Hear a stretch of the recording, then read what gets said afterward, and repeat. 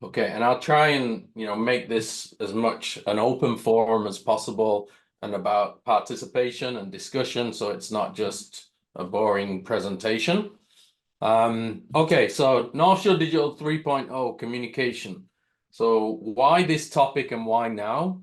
Well, we've just launched our new brand, North Shore Digital 3.0. So we have a new website, we have a new way of communication, a new way of messaging, and I think what we need to do as a team is look at it, how this impacts us as a whole, and then also individually. And so how can we also up our game as we transform into this 3.0 version of ourselves? And really what I want everyone to focus on here is external communication. So not internal, but external. Okay. So a question. What makes a digital marketing agency survive and thrive? So Sasha and Ira have already seen the slides, so they know the answers, but there is no right and wrong answer. So let's start with survival. What are some of the key aspects that you think that help a digital marketing agency survive? Sales, retention, upselling, I guess, would you have to retention? And should I throw in communication as the fourth? Good guess. Yeah, I think you've covered nearly everything there. Anything else stick out? Upgrading ourselves as an agency to Hmm. cater to clients. So do you mean like learning? Yeah, that's Yeah, right. and changing and adapting with different markets and different technology? Exactly. With time adopting to different technologies. Yes. Okay. Mhm. Anything else? What about thriving? What makes an agency thrive? I think you've probably covered everything for both, but what's the difference between survival and thriving, do you think? Well, I'm actually not. one is survival, and then the other one is actually like flourishing. So, one is just keeping the lights on, and then the other one is actually growing as a business. Right? Yeah. Yeah, that's Okay. right. I think we've covered enough.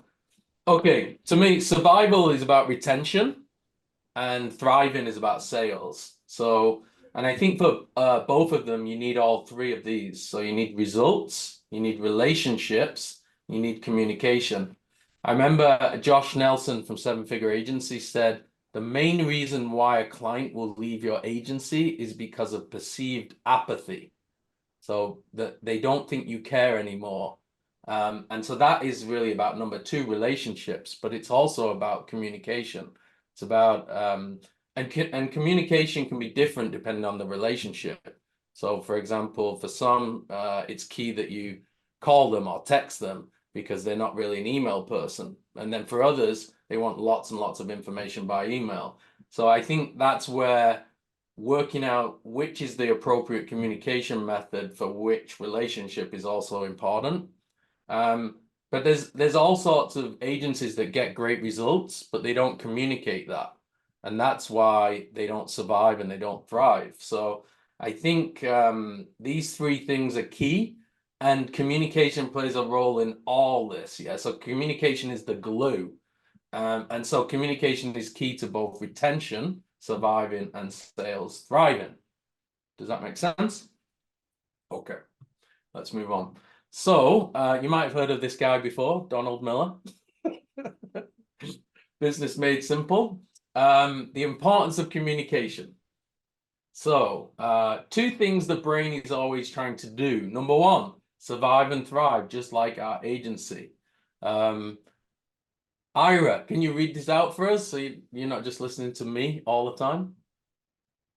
Sure. I want to add to the survive part though, even though I've read this. So for me, like one key element of that, it's not necessarily thriving, but it's definitely surviving, is the profitability of the agency. So you can get amazing results, you can have perfect communication, but if you're unprofitable, you will go out of business. So that's more a survive thing, because you could be a profitable agency and have horrible clients and horrible culture and all that stuff, and you're not thriving, you're definitely not thriving, you're surviving. And you could thrive temporarily without profitability by having amazing team members, results for clients, great culture. But if you're not profitable, you're going to only thrive over the short term. So those I think have to be combined, but that might have been inherent in when you said results or something like that, but just wanted to point that out. All right, every person's brain is tasked with keeping them alive. Very Paleolithic stuff here. This means people are always scanning their environment for information that will help them survive and thrive. People are looking for opportunities to move ahead in life by saving money, gaining status, associating with a tribe, and more. So harkens back to our times, I guess, as small tribal people 100,000 years ago or whatever.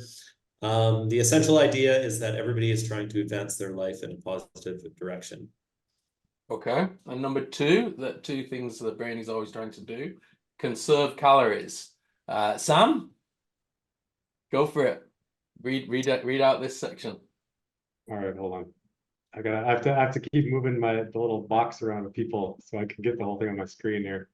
Okay, two things the brain is always trying to do. Number two is conserve calories because it takes calories to process information. Humans are designed to ignore information they don't need in order to survive and thrive. People will tune out if the information they are reading can't easily be associated with their survival.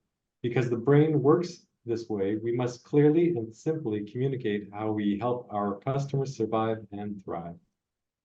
Okay. So, what are your thoughts on that? Is everyone tuned out because this communication is not about your survival and thrival? I'm conserving calories right now. Sorry.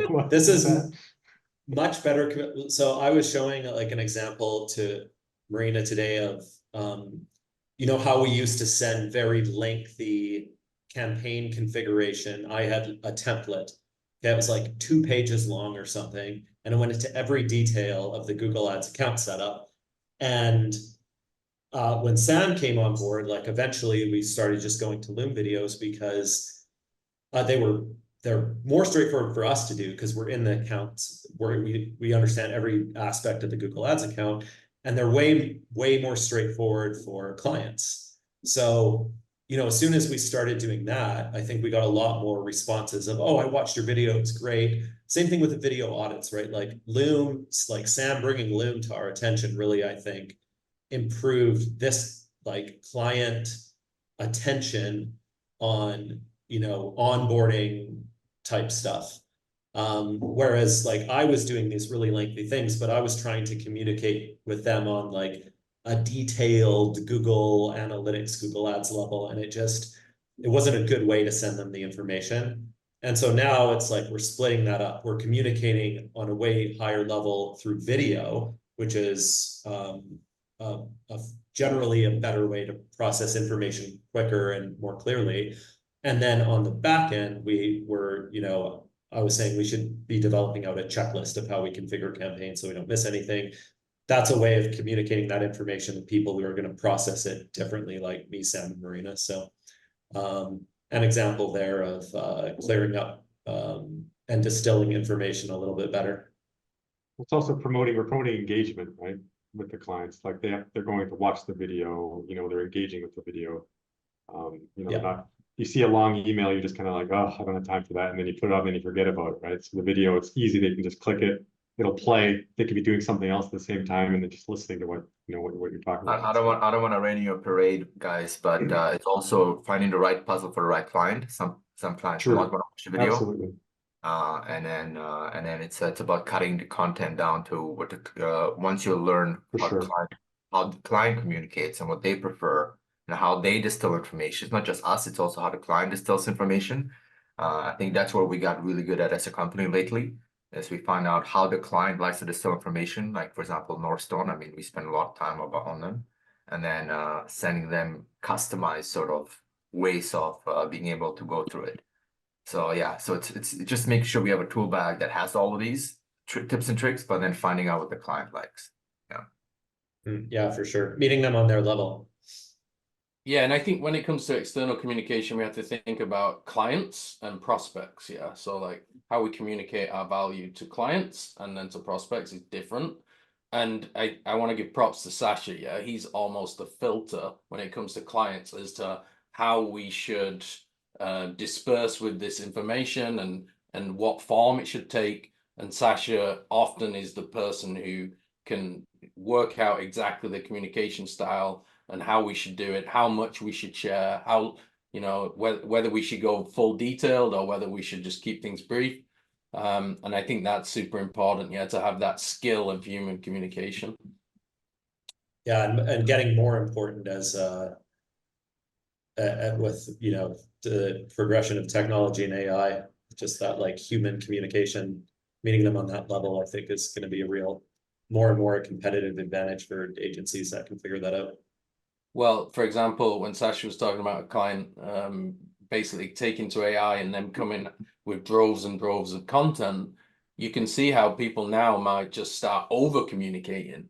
But that's no, I think the key is communicating just the right amount. Yeah. So, okay. Next thing, a story must be clear. So, Donald Miller's whole thing about brand script. So, you know, developing what is your purpose as a company? And so this is his kind of his structure, how you should do this. So number one, a character. So the customer is the hero with a problem, who meets a guide who understands them, who gives them a plan, calls them to action that helps them avoid failure. So this is the communication strategy behind our new North Shore Digital 3.0 brand and messaging. So the character is a business owner or a marketing director. They have a problem. So their business is not growing. Digital marketing is overwhelming. There's too much information and they're not sure what results they're getting from online. They meet a guide who understands them. Hello, it's us. We understand you. And we're going to help you. So we're going to give you a plan. We're going to give you an online growth plan. We're going to meet with you. We're going to listen to all your business challenges. We're going to distill that into a plan. And then the solution is our marketing programs. So we call them to action. We ask them, do they want an SEO report?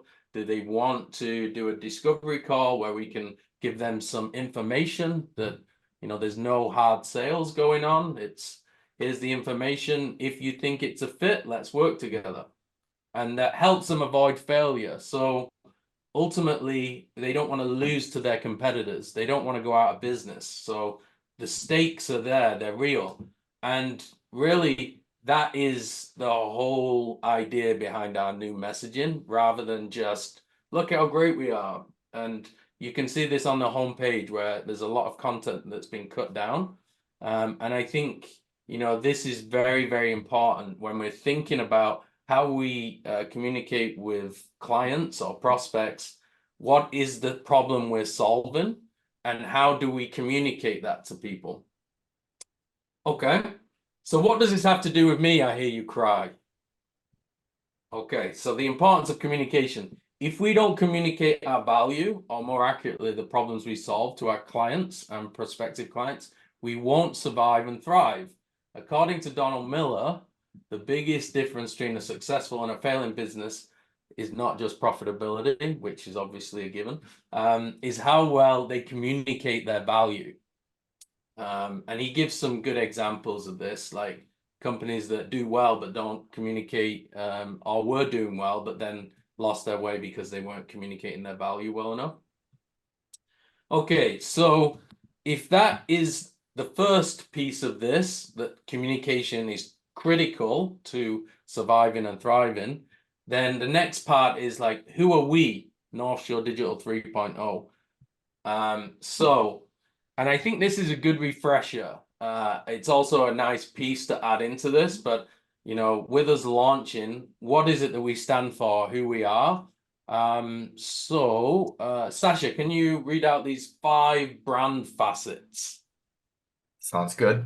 So what are the 5 brand facets for North Shore Digital 3.0?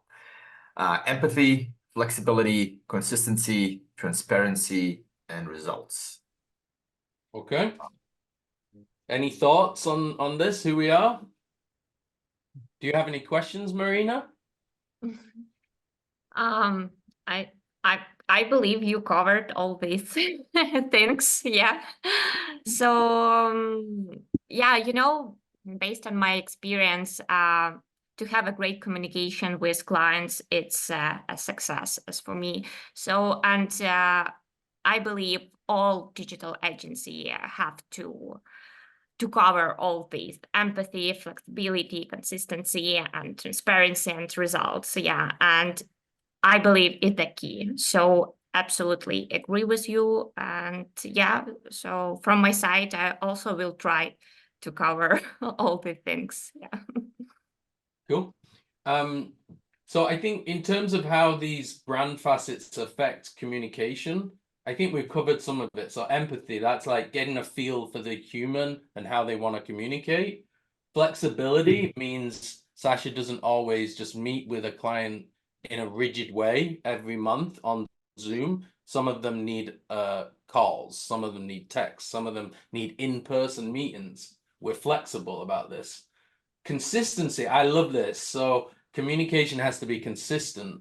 So how do we make sure we have consistent communication? So I think this is something we're moving towards with like email templates for certain points of the relationship. Transparency, I think this us recording this and like using this to show how we work behind the scenes. I love this idea of being transparent about who we are. And then also transparency is about results and not hiding mistakes and showing that, we have their back. It's not always going to be perfect. There's reasons behind things, and we'll explain that to the client. And then results, we have to communicate results, otherwise they're not going to stick with us. So I think all 5 of these impact on how we should communicate. Okay, I've just put these in again as a refresher, but there's 3 key personas that we all have to exhibit every day: the curious consultant, the resilient troubleshooter, and the lifelong learner. There's not much I need to add, I don't think, about communication here, but just as a refresher, this all still rings true. Any comments on this? Okay, and then the key characteristics, one of them is effective communication. So positive leadership, effective communication, and efficient utility. So communication is a big part of all of this, of the key characteristics that we should have as individuals. And the critical actions, I think these probably need updating a little bit, but owning your KPIs, using Monday.com daily, I have a problem, and communication is a key part of this. So the idea that we are a master of our own department, and that we make sure we have attention to detail and lead things to success. And then for Monday.com, that is all about being good and proactive with communication. And then I have a problem, and this is before you ask for help with something, that you actually try and be thorough and go through and solve all the problems first. And then you explain, I've done all this, but I still need your help. Can you help me with this final step? So again, it's all about communication here. Okay, and then this is where, as a team, we need to look at, so we know that communication is critical. We know who we are now based on the North Shore Digital 3.0 brand. Now, what is it we're currently doing to communicate our value? And then what is it that we should be doing more of, or how can we improve it? So, account management communication. Can you go through these, Sasha, for us? Sure. So dedicated account manager, or ads manager. Some notes here is available via email, monthly meetings, video recordings, again, depending on what the client likes. and what the situation calls for, making sure we're flexible.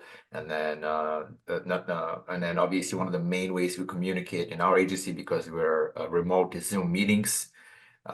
So we will, for account manager, so on account side, we will I will often, especially when we work with them with the client for a while, I will often have additional meetings in a month for specific tasks. So whether it's a Google Ads specific one on a quarter, whether it's let's say a sizzle specific meeting needs to be had, whether it's a web dev meeting, so other staff gets pulled in.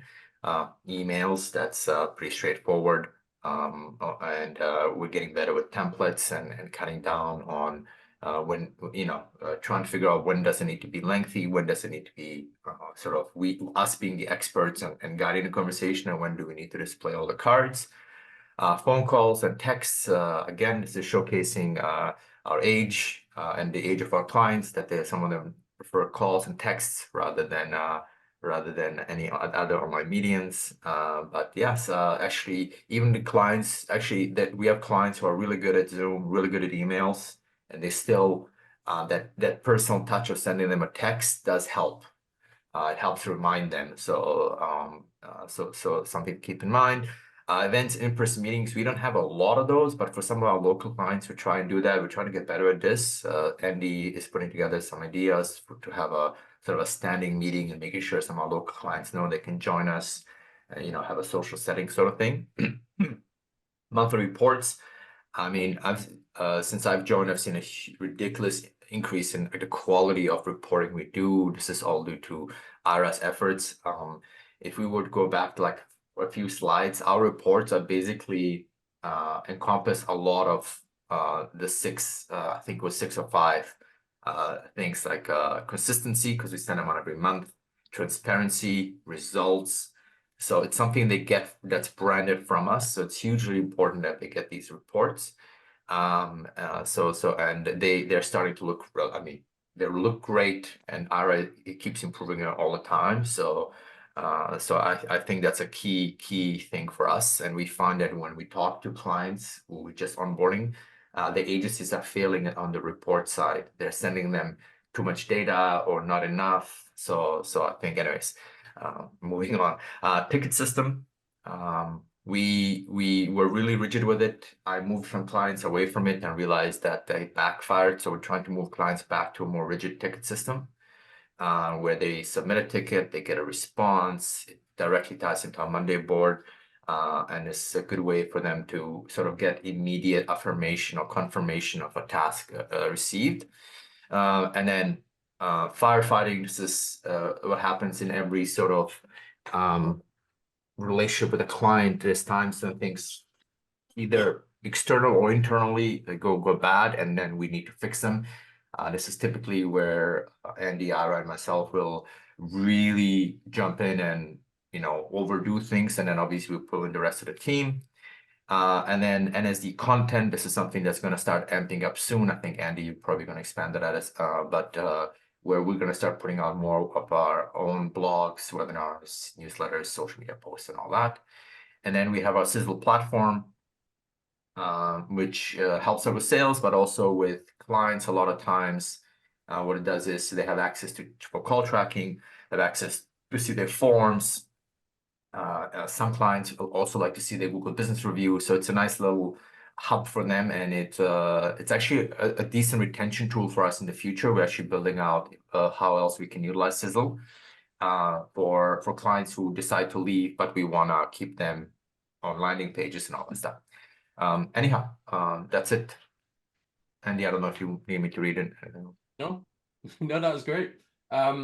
I just wanted to mention a few things that came to my mind as you're reading through that, like the phone calls and texts. I think that's especially important for busy people who some of our clients have assistants that do their emails for them. So unless you text them or call them, you're not actually reaching that person directly. And then events, in-person meetings. I just want to give a shout out to, for example, Sam and Ira for like meeting Mladen, in Panama, things like that. These are all really nice, opportune moments where we can show love to our clients and and it cements relationships, and so it doesn't have to be like an actual business meeting. Yeah, it could be just meeting up in person in a different location with a client, showing them around the sites, that kind of thing. And then yeah, I also think so. Obviously, everyone's aware of this, but this is a chance for us to review it, and then also ask, Sasha, questions if you've got any questions about how we communicate to clients during account management. Is there anything you want to ask Sasha about these different aspects of communication? I have a comment on the firefighting aspect. I think this is a big competitive advantage of this company, and in particular, Sasha, yourself, and Andrew. I was listening to a Galloway podcast on this, basically how I think he was talking about Boeing, right? Like how do companies manage? Obviously, we don't have Boeing level problems, but there's always there's never, you're doing maybe 100 things a month for a client. There's eventually going to be something that goes a little haywire. So what is the proper way to manage this? And I think this is where intuitively you guys have really hit the mark here, and it's take responsibility from the top. Don't try and be seedy about it or place responsibility on the client. Take responsibility from kind of the top dog, which is Andrew, and then overcorrect on the issue. So, I can think of a few instances where you guys have just been amazing at that, where essentially an issue for the client or some performance lagging or something like that has been overcorrected, where even I've been skeptical about something, and it's been overcorrected and turned into an opportunity or an advantage, or exceeding performance for the client. And it takes a lot of time, but I think I've observed this from you guys time and time again, and it's really been a great approach to that. And then I listened to that podcast, and it's like, what they're doing for these really big companies, what the HR teams are doing, it's like we're doing in a smaller way here in the firefighting aspect of our communication. So love it. Good to hear. Yeah. I'm glad we're not creating any planes that are crashing and falling apart. No, just doors blowing off, I guess. Cool. So, any other questions from any other team members for Sasha?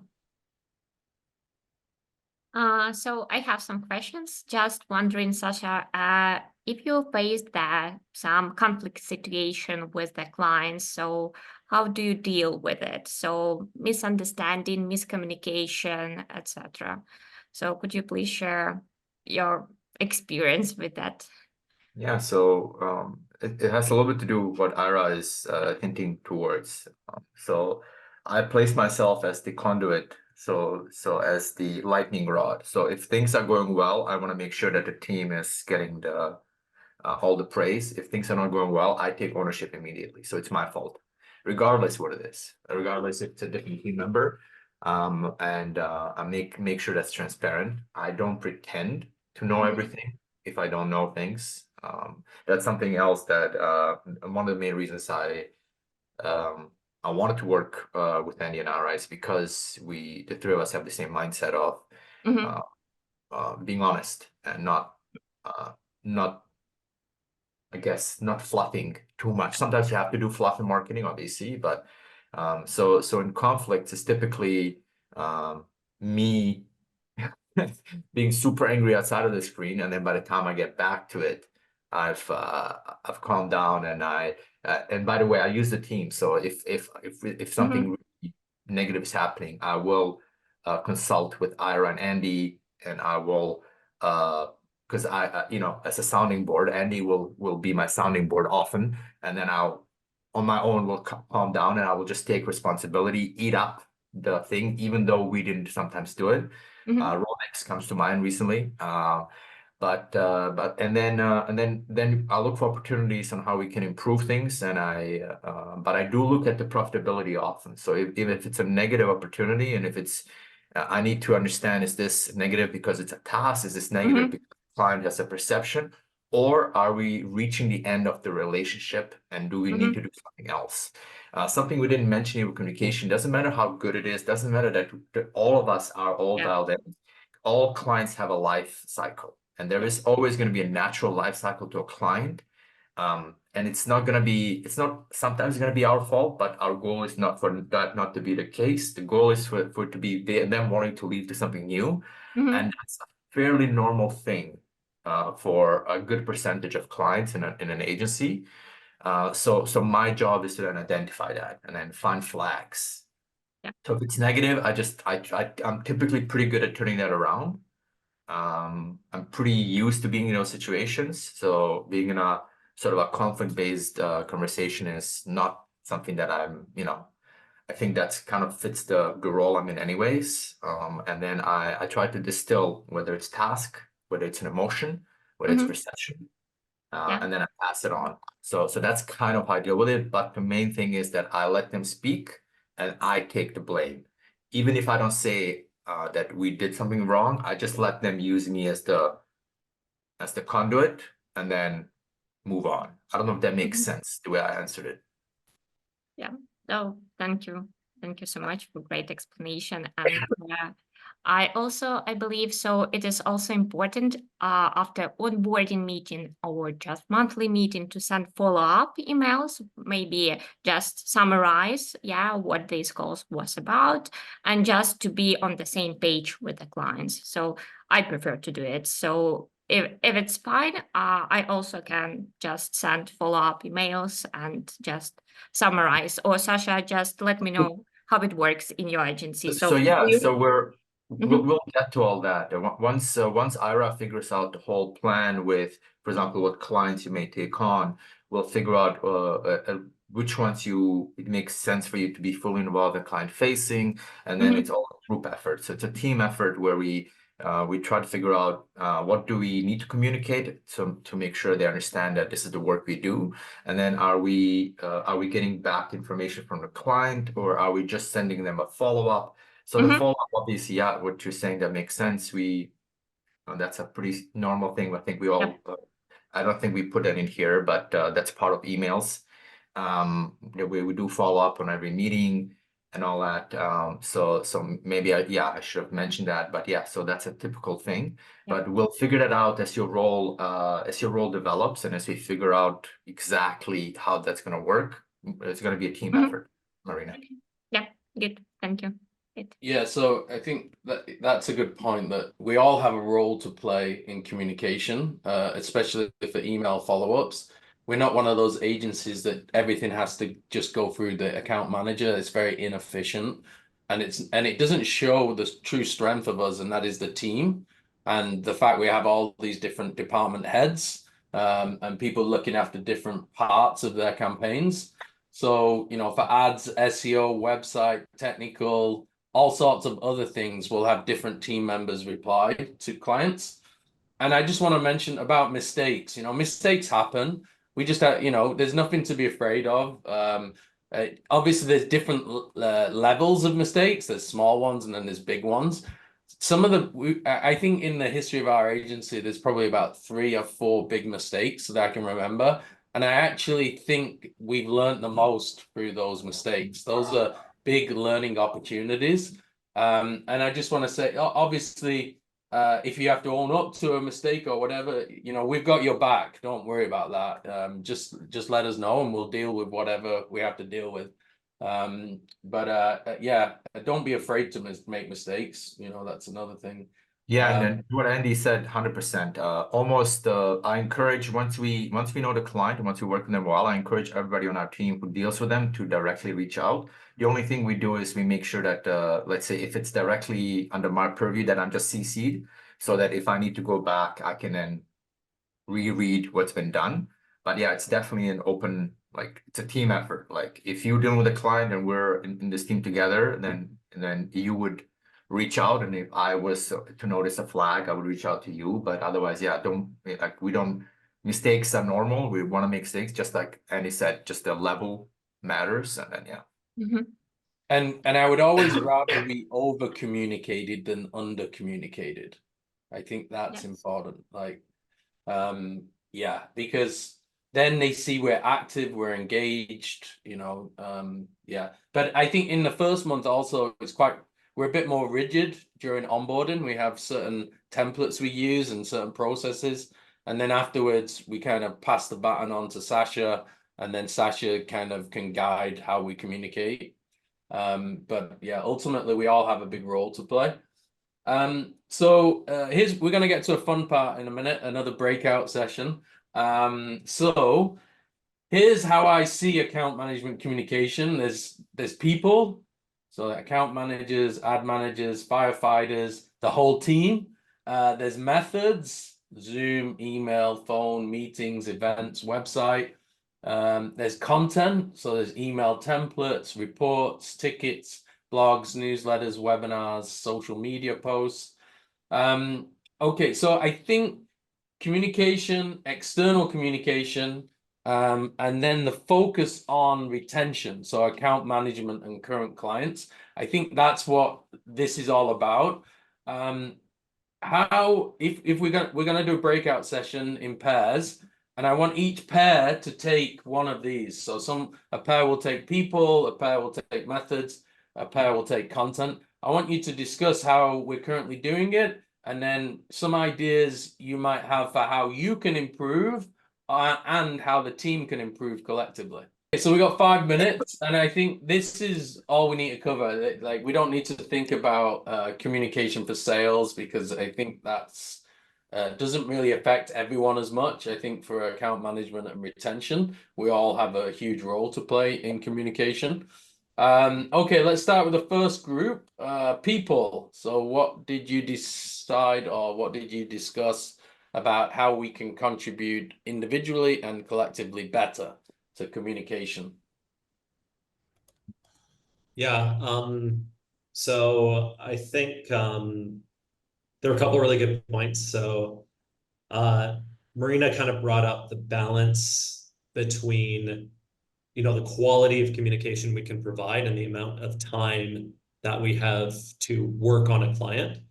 And, you know, we might have great communication skills, a great rubric for communication, but just simply not have the time. And I'm sure, you know, Sam staring down these 4 onboardings and all the extra kind of Google Ads clients that have come through, you're probably thinking that, right? It's like, how am I simply just going to have the time to, you know, do that follow-up or have that communication? So my kind of I guess response to that was, it's a very fine balance of, are we charging the correct fees for the amount of work that we're going to do to effectively service and communicate to the client?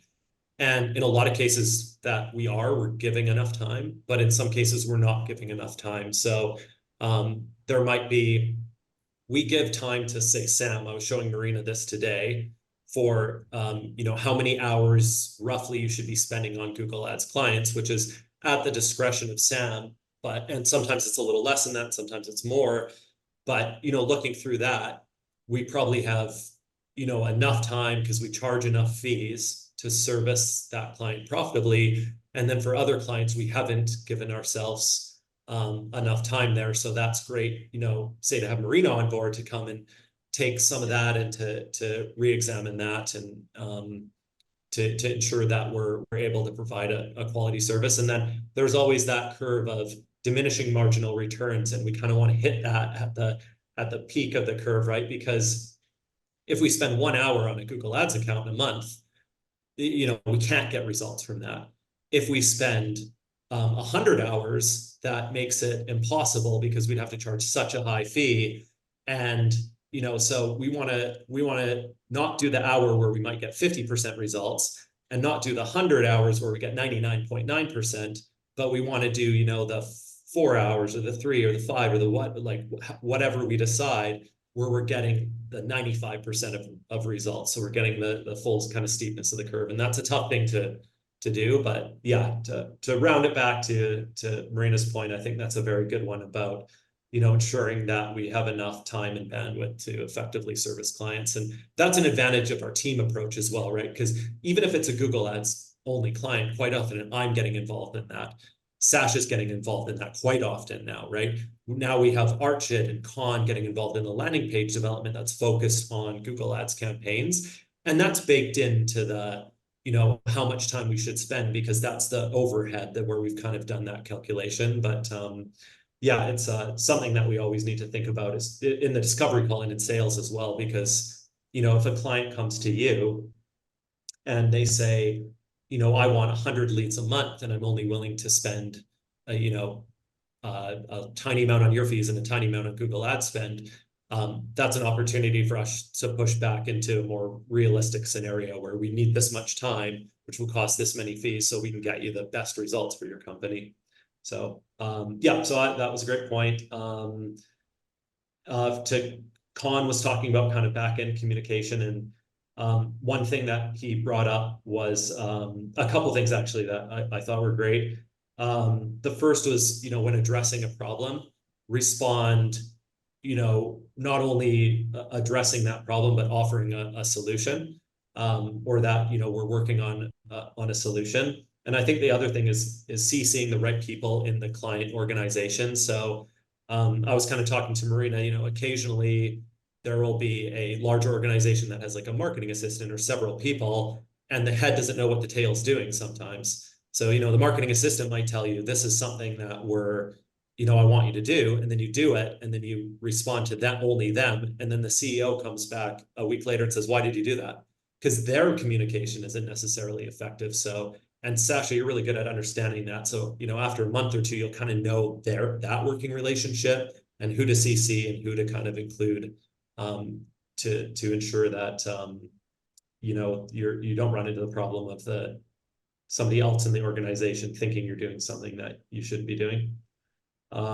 Anyway, to summarize that, Marina, any?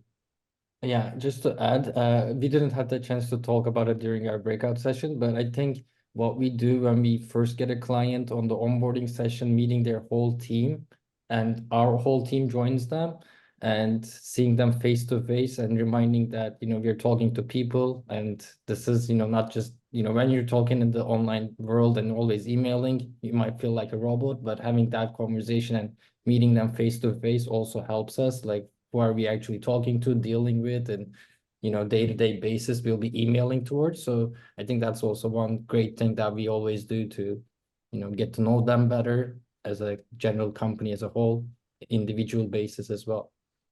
Yeah. Guys, I just want to bring something up because it's important. It's something on Ira's point. If you are struggling with responding to somebody and you sent a Slack message saying that, or you sent a Monday board message, let's not get technology impede us. Let's use mantras in the mornings, please. And if a client hasn't been addressed because you're swamped, then so that, for example, Ira, Andy, and I, or whoever else on the team needs to jump in, just sort of flag it. Let's just use mantra. We're good in mantras to give updates. I don't think we ask for help a lot unless it's a big task, but even sometimes small tasks, they add up, and they can create a perception of things that is incorrect. But nevertheless, once a client has the perception, it's really kind of hard to turn them around. So to the point that you guys had about time, 100%. But if you can use mantras then to just remind, like, oh, you know what, I really can't respond to this in time. Okay, great. Let's extend that with the client. Let's, whomever can, extend that with the client. Anyways, I just want to make sure that that's addressed because it's important.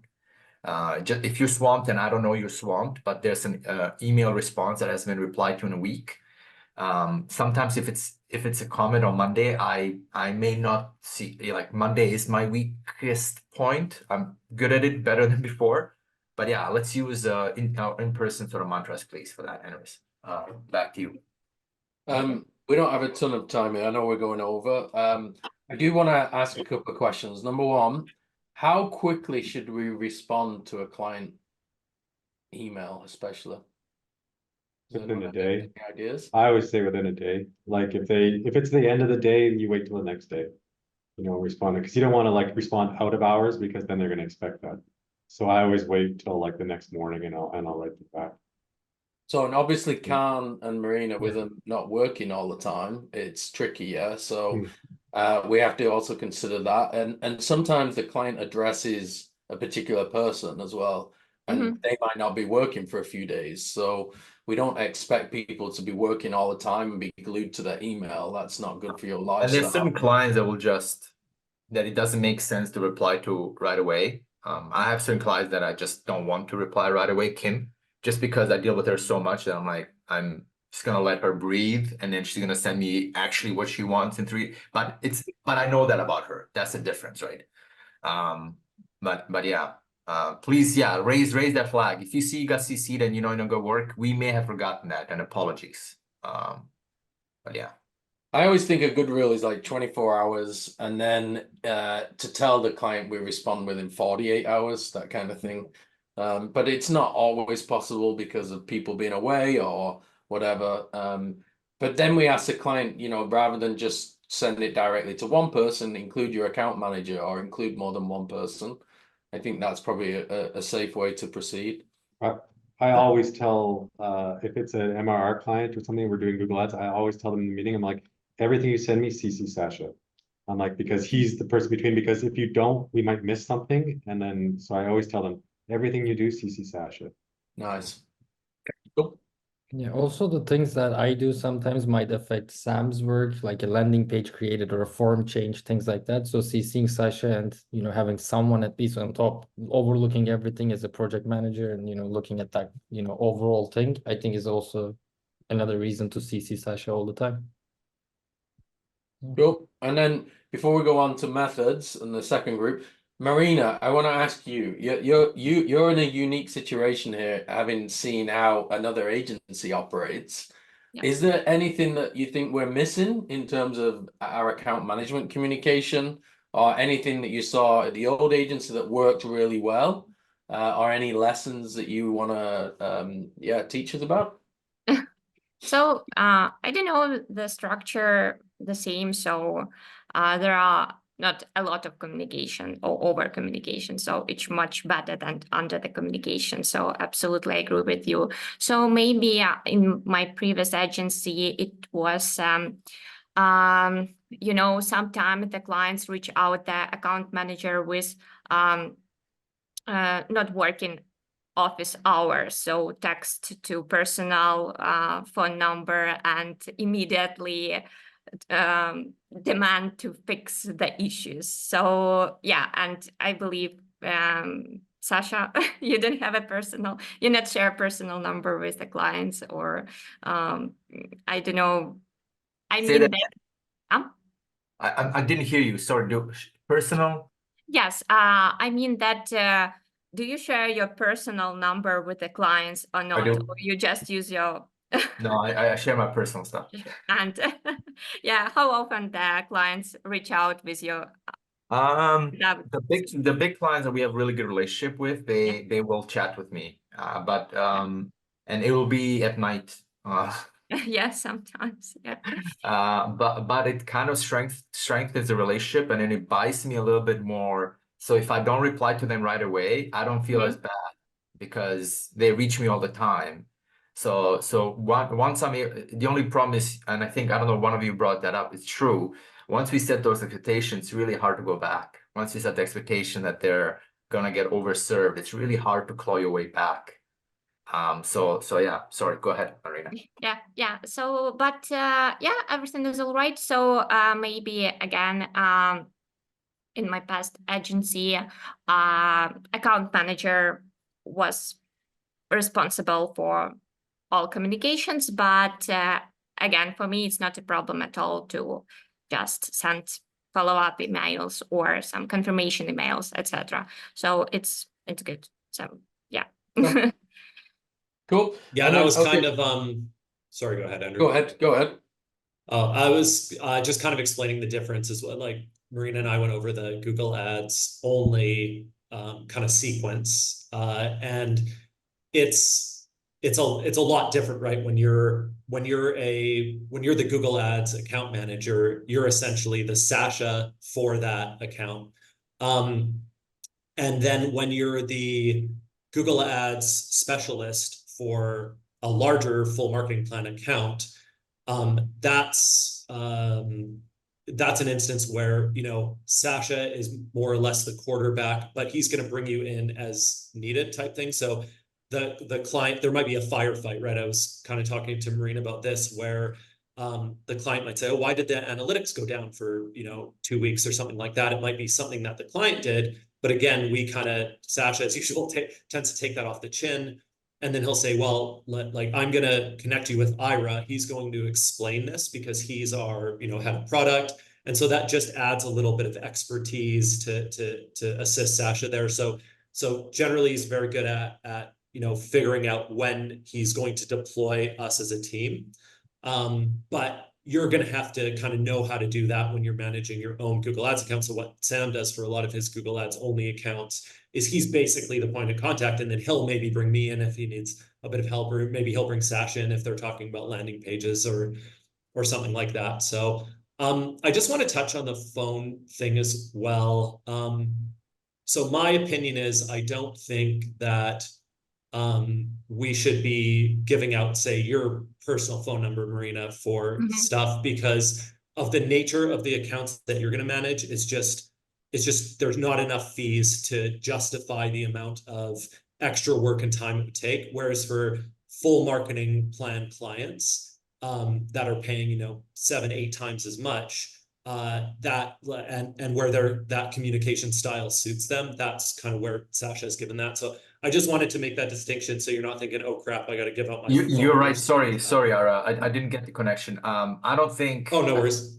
Andy and I sharing our number, and Ira maybe. Ira being in Panama doesn't make sense, but Andy and I sharing our number being local makes sense. I don't think any of you should have your phone number in the footer. I don't want you guys to get called. If I get called, I can flag it to our team and be like, is this going to happen often? I can talk to Ira and Andy about profitability. I don't want any of you to be worried about getting any calls or texts from clients.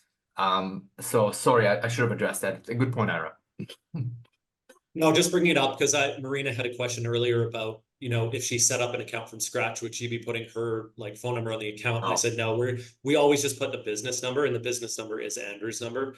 It's his cell connected to or it forwards to his cell, but it's connected to our Google business profile and stuff. So yeah, we always do that. So don't want to. Well, it is interesting we put our phone numbers in our email signatures, yeah. So maybe we shouldn't be doing that for all stuff. I don't think I do. Do I? Not I all hope stuff not. have them. It's only you and Sasha. Okay, I remember that's good. That's good. Sweet. Okay, so Archip and Sam, you looked at methods. All right. So I don't know if we did this right, but the thing is with Archit and I, it's about time, right? We don't have a lot of it. So for us, it's about being about efficiency, right? So we have kind of like two groups. Like obviously you have, you know, the Zoom, the email, the calls, the everything like that for contact. For me, you know, I love Loom because that just suits my style faster. You know, I can then get AI to generate a transcript, which I can then edit, send out with email, with the video, with the PDF, and it's often done in like 20 minutes to 30 minutes, you know, for each account summary.